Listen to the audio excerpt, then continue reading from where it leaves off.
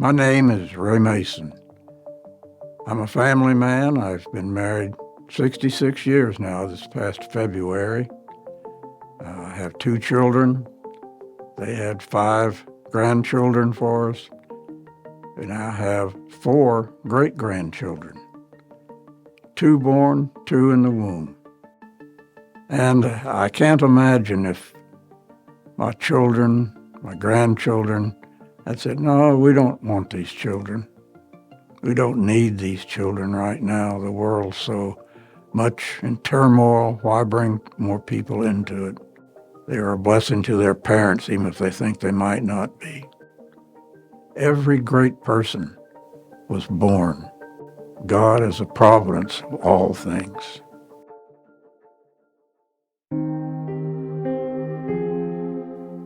Yes, back in the beginning of Roe v. Wade, 1972, I'd been married about 15 years.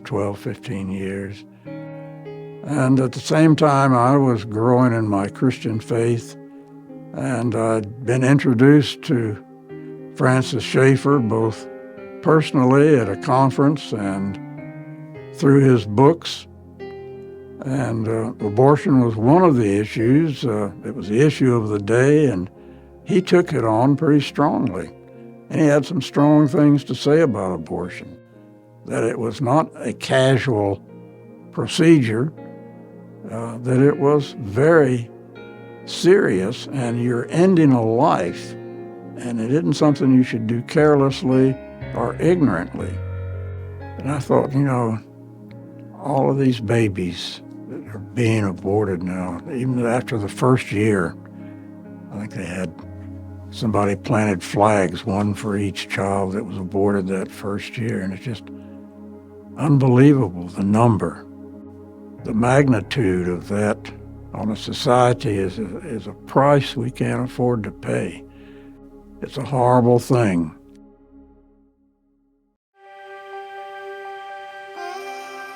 When we moved from the Shenandoah Valley to Tallahassee in 1976, I got into what many people say is a women's issue. I, from the very beginning, saw it truly and really as a man's issue. And my early association with people who were trying to organize and after the fact and say, hey, we need to do something. There's been an action taken, and the world is turned upside down now. I wanted to be involved.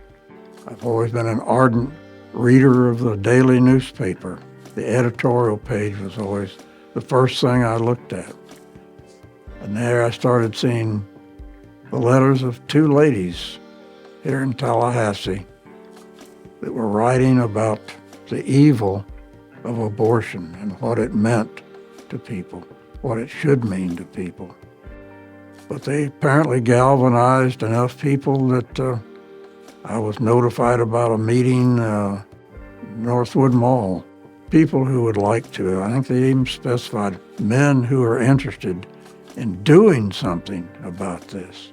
And in all of Tallahassee, about 15 men turned up. I was one of them. What grew out of that was a women's pregnancy center, a very vibrant organization in Tallahassee now. Just after the turn of the century, a group in Gadsden County had been meeting, and I think the pastor of First Baptist Church was instrumental in having an auction or having people bring items that they would like to donate to the Gadsden County Pregnancy Center to help get it off the ground. And that was the beginnings, I guess, of the Gadsden County Pregnancy Center.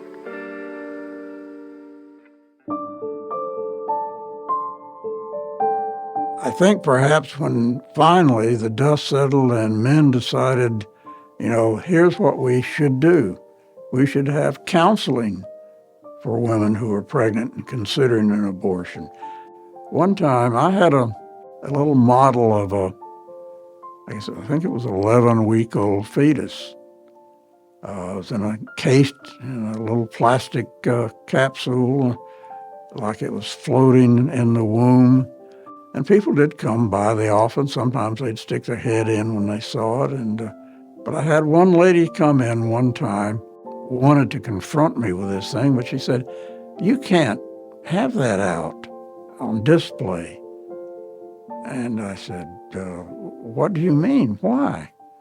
And she said, "Well, it's just disconcerting to women to see what a fetus looks like." And I said, "Well, that's the whole purpose. It's harder to kill something that looks like you than just a blob of POC or a fetus."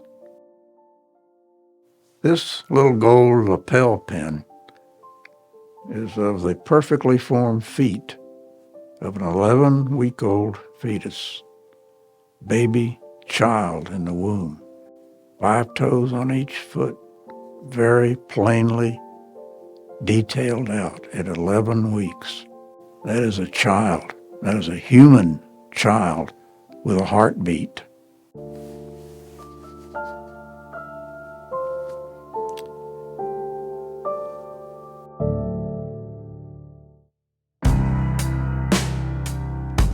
You know, looking back on the beginning of the Gadsden County Pregnancy Center, a lot of progress has been made. Who would have thought it?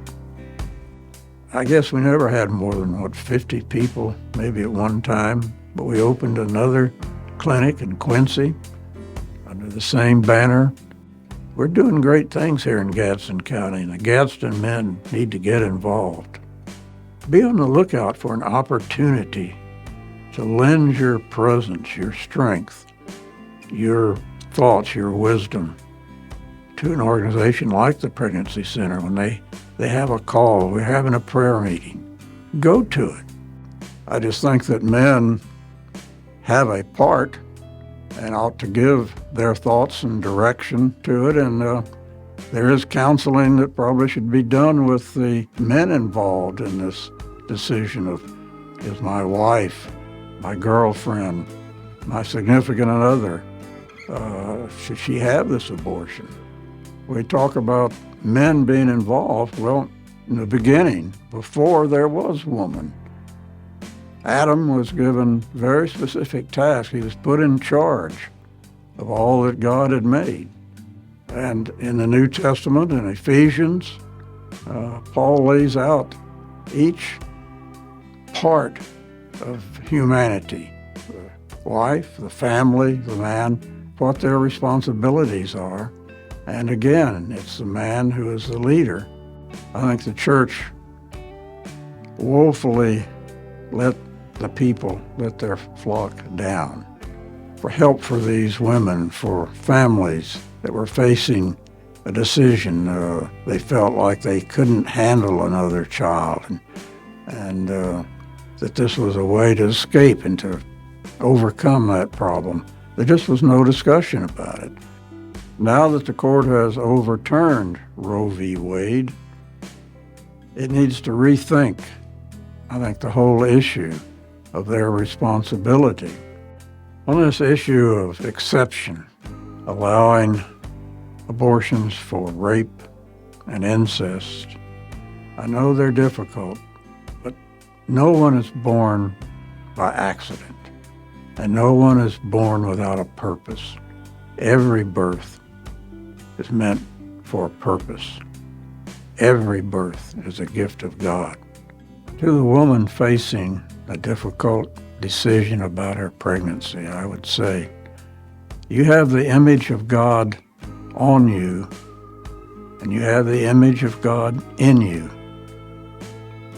God will see you through this, and there are plenty of people in each one of our counties where we have these pregnancy centers that can encourage you, can help you, can give you things that you need.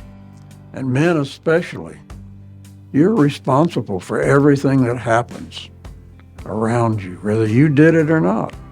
You might have prevented bad things from happening if you had expressed, I'm a Christian, I believe in this and I believe in that, and it is not right to do this and that.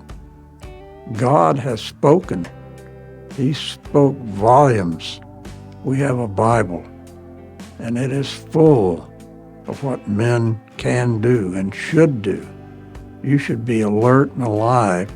I think if men really rolled up their sleeves, and if nothing else, if they contributed time and effort to a pregnancy center, this world could look entirely different. Be the man that God wants you to be. What is a man? A man is an adult male human. Be one. Men, hear the word of the Lord. Be watchful. Stand firm in the faith. Act like men. Be strong. Let all that you do be done in love. Men, this program is for you and about you tonight. We need you.